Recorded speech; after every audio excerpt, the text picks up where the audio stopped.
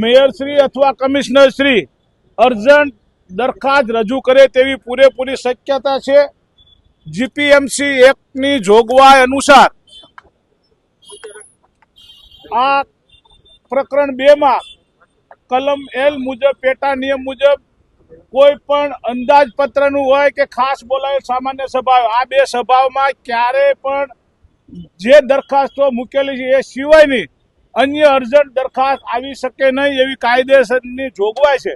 તેમ છતાં રાજકોટના અભિમાની અને બેજવાબદાર શાસકો જ્યારે આમાં ગેરકાયદેસર રીતે કરશે તો એની સામે ન્યાયિક કાર્યવાહી કરવા માટે હું રાજકોટના મેયરને રૂબરૂ જઈ અને આ પત્ર પાઠવું છું કે આગામી દિવસમાં મારે કાર્યવાહી કરવી ત્યારે એની સમક્ષ આ પત્ર મારી પાસે હોય તો એવિડન્સ રહે। એટલે માટે રાજકોટના પ્રથમ નાગરિકને અને રાજકોટના અધ્યક્ષને હું વિનંતી કરવા જઈ રહ્યો છું, આવી કોઈ પણ દરખાસ્ત આવવી જોઈએ નહીં। જે દરખાસ્ત છે હાલ પૂરતી કોઈ મને પાકી માહિતી નથી, પરંતુ જાણવા મળ્યા મુજબ, પ્રેસના માધ્યમથી જાણવા મળ્યા મુજબ કોઈ બિલ્ડરોને ખટાવવા માટેની દરખાસ્ત છે એવું જાણવા મળ્યું છે।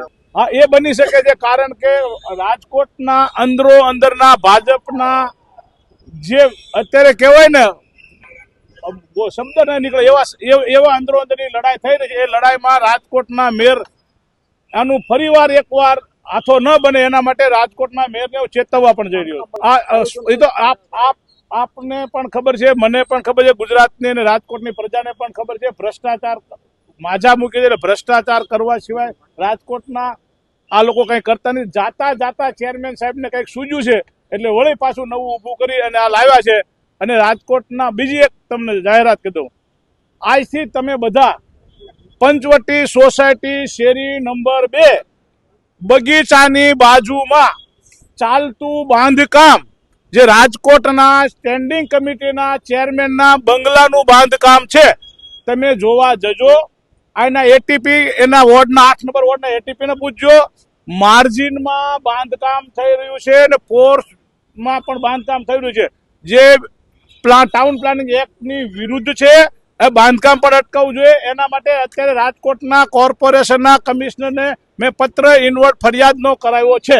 બેન ને ભાઈ બંને આપ જોવો છો એક જ છે, બહાર જે કરતા હોય તે, પરંતુ ગેરકાયદેસર બાંધકામો, ગેરકાયદેસર મને ખબર નથી કોનું, મેં તમને સરનામું આપ્યું, મેં પોતે ત્યાંના કામ કરતા મજૂરને પૂછ્યું છે આ કોનો બંગલો છે, તો એને મને ચેરમેનનું નામ આપ્યું છે। એને બેનનું હોય, ભાઈનું હોય, કાકાનું હોય મને ખબર નથી, પણ ગેરકાયદેસર બાંધકામ ચાલુ છે એ આપ જઈને જોઈ શકો છો। ગુજરાતની પ્રજાને તમને વિનંતી બે હાથ જોડી કરું છું, અરે રાજકોટ મહાનગરપાલિકાના સ્ટેન્ડિંગ ચેરમેનનું એના મજૂરે મને કીધું છે કે જયમીનભાઈનું ચાલુ છે।